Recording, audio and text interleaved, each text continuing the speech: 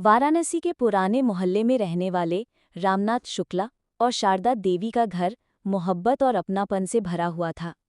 रामनाथ सेवानिवृत्त शिक्षक थे और शारदा देवी गृहिणी। उनके पास एक छोटा सा घर था, थोड़ी सी पेंशन और एक बेटा अजय। अजय उनकी आंखों का तारा था। बचपन से ही रामनाथ ने उसे लाड प्यार से पाला।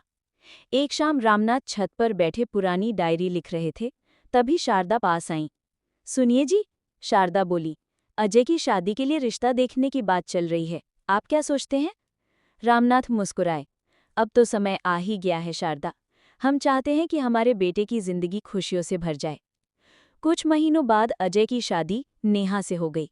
नेहा खूबसूरत और पढ़ी लिखी थी, मगर दिल की साफ नहीं। शुरुआत में सब कुछ अच्छा रहा, लेकिन धीरे धीरे उसके स्वभाव में बदलाव दिखने लगा। बहू का जहर। शादी के 6 महीने बाद ही घर का माहौल बदलने लगा। नेहा की आदतें अजय को अपने माता पिता से दूर करने लगी। एक रात अजय ने नेहा से कहा, सुनो अजय, तुम्हारे मम्मी पापा पुराने जमाने के लोग हैं, हर बात में दखल देते हैं, हमें अलग रहना चाहिए। अजय चौंक गया। नेहा ऐसा मत कहो, पापा ने ही मुझे पढ़ाया लिखाया है। नेहा मुस्कुराई, मगर शब्दों में जहर घुला था। पढ़ाया लिखाया होगा, लेकिन अब हमारी जिंदगी हमारी है। जब तक हम उनके साथ रहेंगे, अपनी दुनिया नहीं बना सकते। धीरे धीरे अजय के मन में शक के बीज बो दिए गए। रामनाथ और शारदा समझ नहीं पा रहे थे कि उनका बेटा अचानक क्यों बदलने लगा है। एक दिन शारदा ने नेहा से प्यार से कहा, बेटी, आज खाने में क्या बना दूं? नेहा झुंझलाकर बोली, मुझे बेटा मत कहिए, मैं आपकी बेटी नहीं हूं, और आपसे पूछा किसने? अजय और मैं खुद तय करेंगे। शारदा की आंखें नम हो गईं। वो चुपचाप रसोई में चली गई। रामनाथ ने ये सब देखा, मगर बेटे की खुशी के लिए सहते रहे। घर का कलह। दिन ब दिन घर का माहौल बिगड़ता जा रहा था। नेहा हर छोटी बड़ी बात पर लड़ाई करती। अजय भी अब माता पिता की बात काटने लगा। एक सुबह नाश्ते की मेज पर रामनाथ बोले, अजय बेटा, पेंशन के पैसे से घर का खर्च संभाल रहा हूं, पर सोचा इस बार बिजली का बिल तुम भर दोगे। अजय ने तुनक कर कहा, पापा, मैं कोई एटीएम नहीं हूं, हर वक्त पैसों के लिए मत कहिए। रामनाथ चुप हो गए। शारदा के हाथ कांपने लगे और आंसू उनकी आंखों से टपक पड़े। नेहा ने मौका पाकर आग में घी डाला। अजय, मैंने कहा था ना, अलग रहेंगे तो बेहतर रहेगा। यहां रहकर रोज यही ड्रामा झेलना पड़ेगा। अजय अब पूरी तरह बदल चुका था। रात में उसने नेहा से कहा, तुम सही कहती हो, हम अलग रहेंगे। अगले ही दिन अजय ने साफ शब्दों में अपने माता पिता से कहा, पापा, मम्मी, अब हम अलग रहेंगे। आप लोग अपने लिए कोई जगह देख लीजिए। ये सुनकर शारदा देवी बेहोश होकर गिर पड़ी। रामनाथ की आंखों में आंसू थे, मगर आवाज में दर्द से ज्यादा टूटन थी। बेटा, हमसे ऐसा क्या गलती हो गई कि तू हमें घर से निकाल रहा है? अजय चुप रहा, जबकि नेहा मुस्कुरा रही थी। वो घर, जो कभी हंसी खुशी से गूंजता था, अब सन्नाटे में डूब गया था। अगले ही दिन सुबह अजय और नेहा के व्यवहार में और भी तल्खी आ गई। रामनाथ और शारदा रात भर सो नहीं पाए थे। सुबह जब शारदा पूजा के लिए दिया जला रही थी, अजय ने सामने आकर कहा, पापा, मम्मी, हमने फैसला कर लिया है। अब हम अलग रहेंगे। आप दोनों को आज ही घर खाली करना होगा। शारदा कांपते हुए बोली, बेटा, ये घर तुम्हारे पापा की मेहनत का है, हमें क्यों निकाल रहे हो? नेहा बीच में बोल पड़ी, घर आपका होगा, पर इस घर में हमारी भी जिंदगी है। हम इस माहौल में नहीं रह सकते। रामनाथ की आंखें डबडबा गईं। उन्होंने बेटे की आंखों में देखा। उम्मीद थी कि शायद अजय कुछ कहेगा, मगर अजय चुप खड़ा रहा। शाम तक रामनाथ और शारदा ने अपना छोटा सा सामान बांध लिया। पुराने बक्से, कुछ कपड़े, भगवान की मूर्तियां और यादों से भरा एक एल्बम। घर के बाहर निकलते वक्त शारदा की आंखें उस घर की दीवारों पर टिक गईं। उन्होंने बुदबुदाते हुए कहा, हे भगवान, ये वही घर है जहां अजय के पहले कदम पड़े थे। रामनाथ ने पत्नी का हाथ थामा और कहा, चलो शारदा, शायद हमारी तकदीर हमें किसी बेहतर जगह ले जाएगी। लेकिन सड़क पर उनके पास न छत थी, न सहारा, सिर्फ आंसू थे और टूटा हुआ दिल। सौतेले बेटे की एंट्री। रामनाथ की पहली पत्नी सरस्वती का देहांत तब हो गया था जब अजय पैदा भी नहीं हुआ था। उस पहली शादी से उनका एक बेटा था, विक्रम। विक्रम बचपन से ही अपनी नानी के पास रहा था। रामनाथ ने दूसरी शादी की और धीरे धीरे विक्रम और पिता के बीच की दूरी बढ़ती गई। विक्रम अब बड़ा हो चुका था, एक सफल बिजनेसमैन, शहर में नामी रियल एस्टेट कंपनी का मालिक। हालांकि पिता से दूर था, लेकिन दिल में उनके लिए इज्जत और अपनापन हमेशा बरकरार था। उसी शाम जब रामनाथ और शारदा मंदिर के बाहर बैठे आंसू पोंछ रहे थे, तभी विक्रम वहां अपनी गाड़ी से गुजरा। उसे देखकर यकीन नहीं हुआ। पापा, मम्मी, आप यहाँ इस हालत में? विक्रम की आवाज कांप रही थी। रामनाथ ने सिर झुका लिया, जवाब नहीं दिया। शारदा की आंखों से आंसू टपक रहे थे। विक्रम उनके सामने घुटनों के बल बैठ गया, उनकी हथेलियां थाम ली। पापा, मम्मी, जब तक मैं जिंदा हूं, आपको एक पल भी दुख नहीं सहना पड़ेगा। मेरे रहते आप सड़क पर नहीं रह सकते। शारदा फभक कर रो पड़ी। बेटा, हम तुझे कैसे परेशान करें? तेरे पास तो पहले से ही अपनी जिम्मेदारियां हैं। विक्रम ने गले लगाते हुए कहा, माँ, ये मेरा फर्ज है, बोझ नहीं। उसने तुरंत अपने ड्राइवर से कहा, अंकल और आंटी का सामान गाड़ी में रखो, अब ये मेरे साथ चलेंगे, मेरे घर। माँ बाप को सहारा। विक्रम के घर पहुंचते ही शारदा और रामनाथ की आंखें नम हो गईं। वो आलीशान घर सिर्फ बड़ा ही नहीं था, बल्कि वहां का माहौल भी प्यार से भरा हुआ था। विक्रम ने उनकी आराम के लिए एक विशेष कमरा तैयार करवाया। बड़ी खिड़की वाला कमरा, भगवान का छोटा सा मंदिर और आरामदायक बिस्तर। रात को भोजन के समय विक्रम ने खुद उनके सामने खाना परोसा। पापा, मम्मी, अब आप मेरे लिए मेहमान नहीं, भगवान हैं। जो दिन तकलीफ में गुजरे, अब उसका हिसाब मैं बराबर करूंगा। शारदा ने कांपते हुए हाथ से विक्रम के सिर पर आशीर्वाद दिया। बेटा, तुझ जैसा सौतेला बेटा तो कईयों के अपने बेटे से भी बढ़कर है। भगवान तुझे हर सुख दे। विक्रम की आंखों में भी नमी थी। उसने ठान लिया था कि अब से रामनाथ और शारदा को दुनिया का कोई दुख नहीं छू पाएगा। दूसरी तरफ अजय और नेहा अपनी दुनिया में खुश थे। उन्हें ये एहसास भी नहीं था कि उनकी एक गलती उन्हें किस गहरी खाई में ढकेलने वाली थी। समय किसी का इंतजार नहीं करता। वक्त के पन्ने पलटे और देखते ही देखते 6 महीने बीत गए। विक्रम के घर अब हंसी खुशियां लौट आई थीं। रामनाथ और शारदा को वो बेटा मिल चुका था जो असली मायनों में उनका सहारा था। दूसरी तरफ अजय का संसार बिखरने लगा। नेहा की शान और शौकत की आदतें बढ़ती जा रही थीं। महंगे कपड़े, पार्टी, घूमना फिरना, खर्चे आसमान छूने लगे थे। एक रात अजय ऑफिस से थका हारा लौटा। नेहा गुस्से में बोली, अजय, मैंने तुमसे कहा था इस बार मालदीव्स ट्रिप के लिए पैसे बचाओ, तुम हर बार बहाने बनाते हो। अजय भड़क गया। नेहा, बिजनेस में घाटा चल रहा है, इतने बड़े खर्चे नहीं उठा सकता।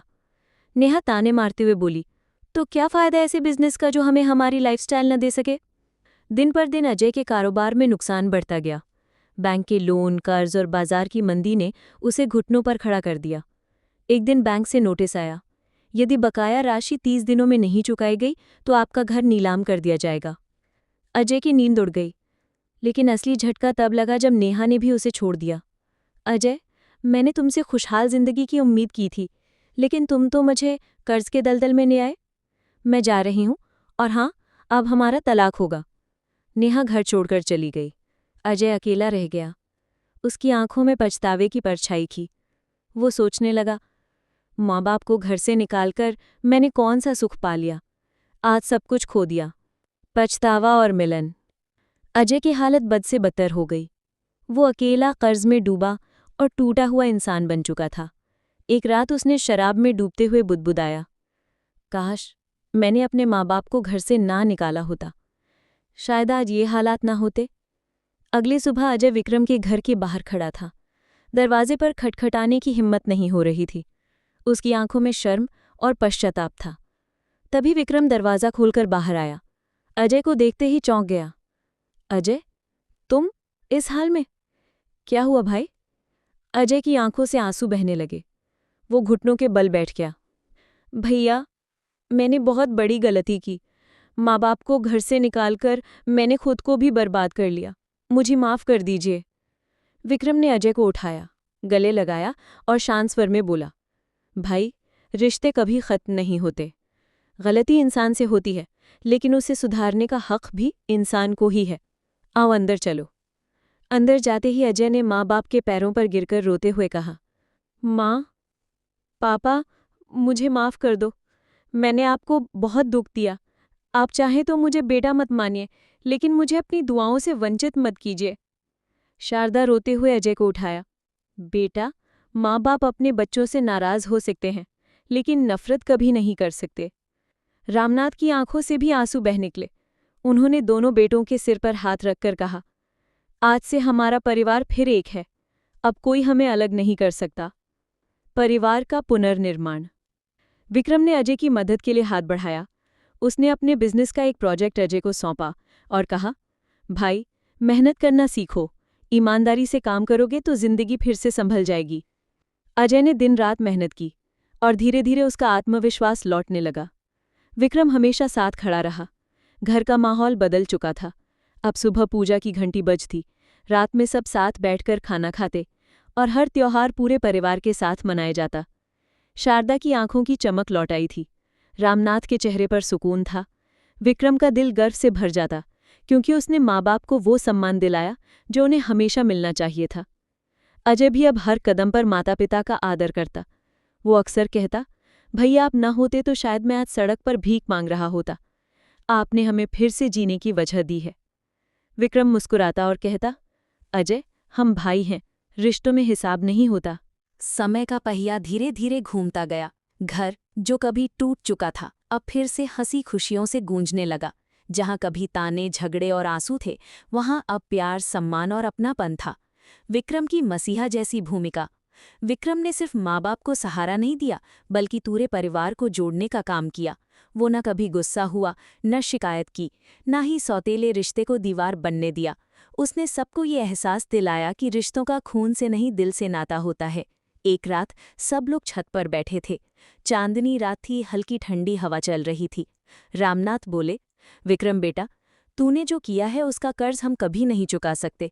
तूने हमें सिर्फ सहारा नहीं दिया, तूने हमें इज्जत दी। विक्रम मुस्कुराया और बोला, पापा, कर्ज का सवाल ही नहीं है। मैंने वो किया है जो हर बेटे को करना चाहिए। आपकी दुआओं से ही तो मैं यहाँ तक पहुँचा हूँ। शारदा की आंखों में आंसू थे।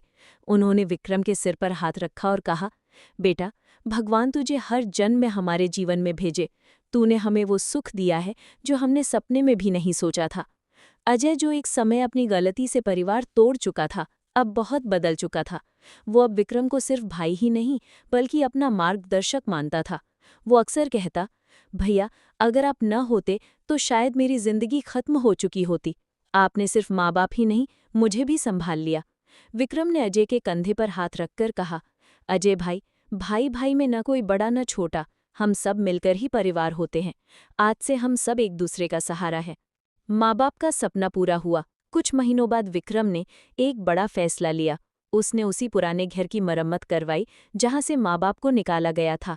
घर को नए रंग, नई खुशबू और नए सपनों से सजाया गया। घर की चौखट पर रामनाथ और शारदा खड़े थे। उनकी आंखों में आंसू थे, लेकिन ये आंसू खुशी के थे। रामनाथ बोले, ये वही घर है जहां हमने अजय के पहले कदमों की आवाज़ सुनी थी, जहां हंसी गूंजती थी, जहां सपने बसते थे। आज विक्रम ने हमें ये घर फिर लौटा दिया। पूरे परिवार ने मिलकर गृह प्रवेश किया। मंदिर की घंटियां बजी, दिए जले और घर में फिर से प्यार की रोशनी फैल गई। कहानी का संदेश। वक्त के साथ इस परिवार ने एक बहुत बड़ा सबक सीखा। रिश्ते खून से नहीं, दिल से बनते हैं। माता पिता के आशीर्वाद से बढ़कर इस दुनिया में कोई दौलत नहीं। जिसने माँ बाप की सेवा की, वही असली बेटा है। विक्रम की मसीहा जैसी भूमिका ने न सिर्फ एक टूटे परिवार को जोड़ा, बल्कि ये भी सिखाया कि जिसने बड़ों की इज्जत की, उसका जीवन कभी अंधकार में नहीं जाता। शारदा की गोद में बैठा अजय बोला, माँ, अब हम आपको कभी अकेला नहीं छोड़ेंगे, हमेशा आपका हाथ थामे रहेंगे। रामनाथ ने दोनों बेटों को गले लगाया और कहा, आज हमारी जिंदगी की सबसे बड़ी जीत यह है कि हमारा परिवार फिर से एक हो गया।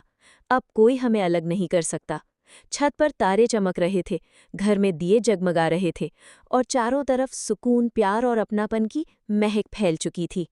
जिस परिवार में सम्मान, प्यार और एकता हो, वहीं सच्ची खुशहाली बसती है। खून के रिश्ते टूट सकते हैं, मगर दिल के रिश्ते कभी नहीं।